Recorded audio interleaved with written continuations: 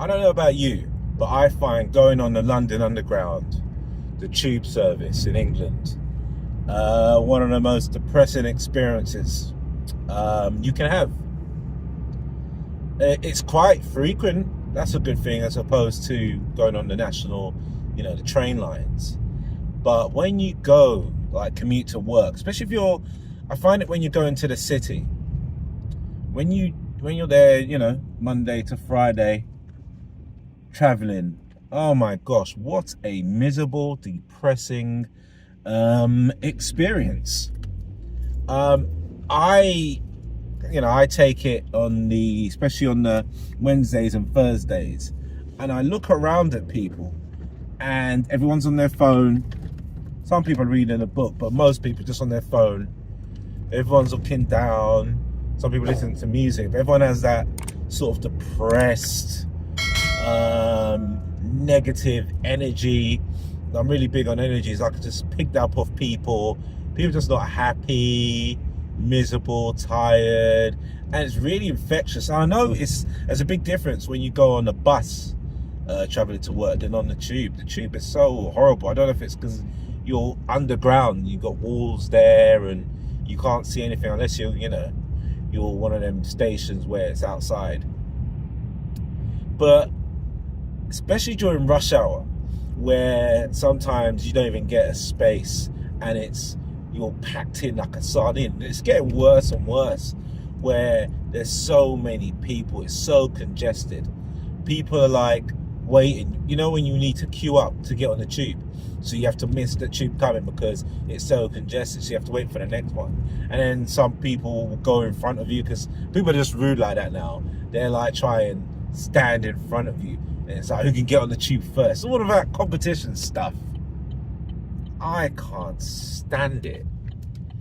Now, I remember being on there before, and sometimes you give someone a look in the eye, kind of like a smile, like a morning. You didn't have to say morning, actually, you just give them that look. But now you do that and they look at you like you're a weirdo, like you're like, well, you're looking at me, ew, that sort of thing. You've also got these signs that are on the tube that I see that's really not really great. It's a social climate. You've got one that says, I couldn't believe this one sign that says, don't accept help from a stranger. I was like, what? Is that what we're telling people now in our society? When people would offer, a seat or just like help with your suitcase and luggage, we're now telling people, yeah, don't accept help from a stranger. So people can't interact. We're social creatures. Why is this constant message that people are bad? From when it's social distancing to these signs where it's like, just avoid people. People are bad. People are a threat to you. That's what we're saying. People are dangerous. You've also got the no catcalling, or if someone looks at you, like they're trying to approach you or catcall or that kind of stuff. Yeah, report this, to the transport police and all this stuff. And I'm like, the tube would be a time where a man could speak to a woman. Now, I'm not saying go overboard and, if she doesn't want to be spoken to, a lady doesn't want to be spoken to, maybe it's the other way around, I don't know, then don't. But why is it like we can't, you see a beautiful girl, you want to say morning to a lady or something like that? This is how, believe it or not, this is how a lot of our parents met, once upon a time. I'm a millennial, so these parents now, they're not me, like they said me through swiping and stuff like that. But this is how your parents met. They met through social interactions, maybe in the supermarket, maybe in a bar, maybe on the transport, London transport in England. You met, you saw someone, you approached her. Now it's like, oh, no catcalling out.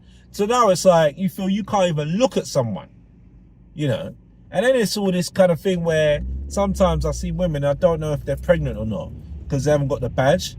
So then, I don't want to offer them a seat because it's in my mind now that if I do, I may be offending them and all this kind of stuff. Why have we have intentionally been programmed like this to things that were normal, things that we wouldn't bat an eyelid in regards to help or offering seats or just saying hi lady or ma'am or sir, whatever. Now we've got to overthink that. Now we've got to think, if I do that, is it offensive? If I speak to this one, will they find me be a creep? If I give a lady a seat or give a guy a seat, will he think I'm a weirdo? That's the things that are coming in my mind now, and that's not right.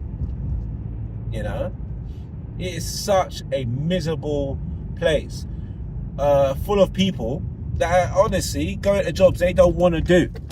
Hey, I'm one of them, you know. But sometimes I take a step back and I see these people, man, like riding the tube, and I'm like, they're so like, everyone's on their phone, everyone's got their head down, everyone. I'm like, I look around, I'm like, look at us, man, just like living like automatons, like just negative people, you know. Yeah, it's I don't enjoy riding on the tube, and if I could avoid it, if I could drive or take the bus, I choose to.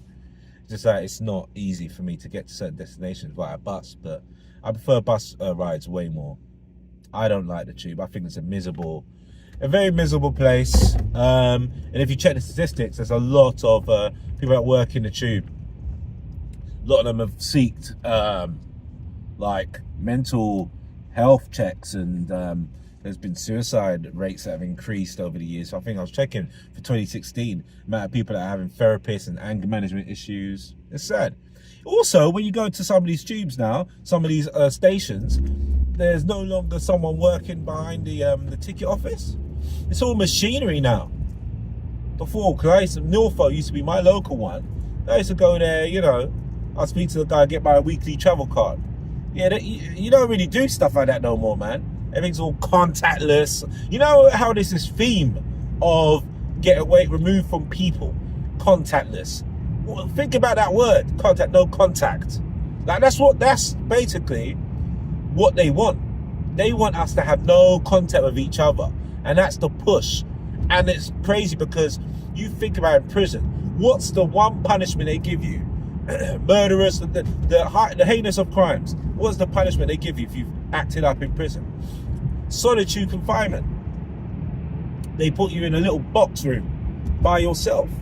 And that's literally how they want us to live, by ourselves, on our own little imaginary boxes where we can't interact with people, you know?